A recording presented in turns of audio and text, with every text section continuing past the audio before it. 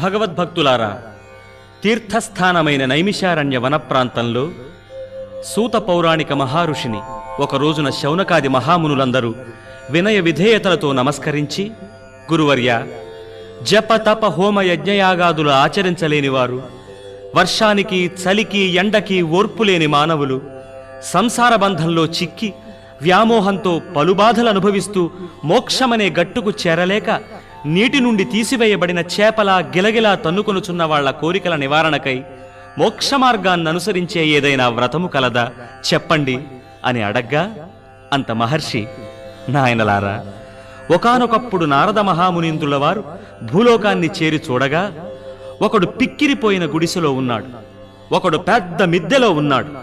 ఒకడు అహంకారంచే విర్రవీగుచున్నాడు. దొంగతనాలు, దోపిడీలు, హత్యలు ఇవన్నీ చూసిన నారద మునీంద్రుల వారి మనసు ద్రవించి